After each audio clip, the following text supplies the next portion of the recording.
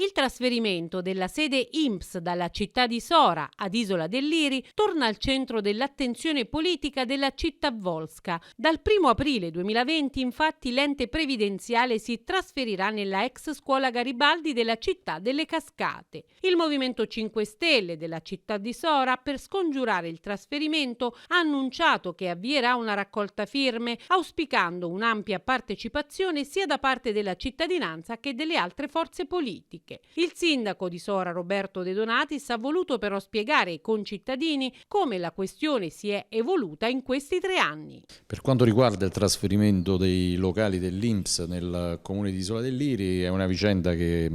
appartiene ormai già a una definizione passata, ossia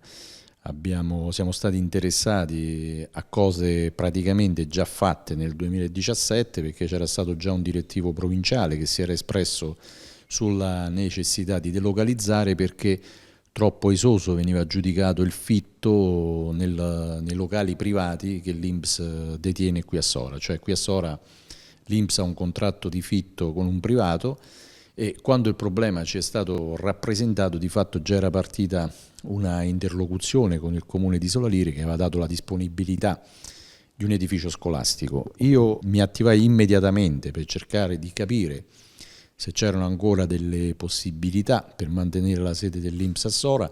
e mi fu riferito che il comune di Sora avrebbe dovuto pareggiare l'offerta del comune di Isola del Liri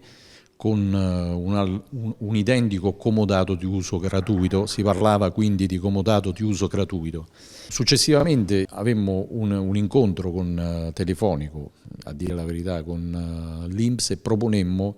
un comodato d'uso gratuito con i locali della stazione, con il quale con le Ferrovie dello Stato era in corso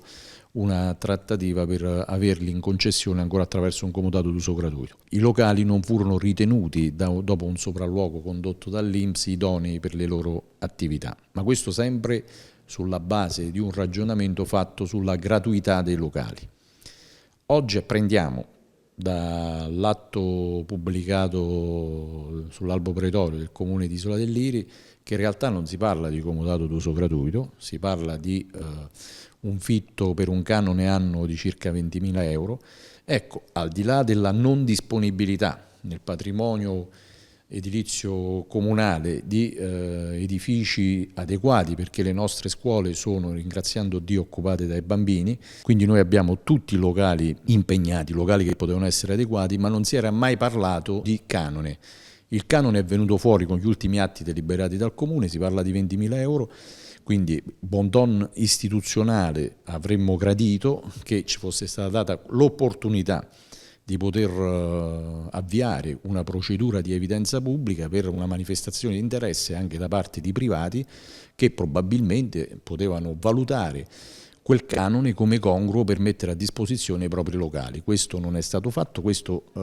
ci dispiace, rimanendo però nella convinzione che noi come amministrazione comunale abbiamo avuto altre priorità nell'occupazione dei nostri locali. Quindi chiaramente se avessimo saputo che c'era la possibilità di impegnare un fitto avremmo fatto un iter diverso impegnando anche quelle che erano eventualmente le disponibilità dei privati.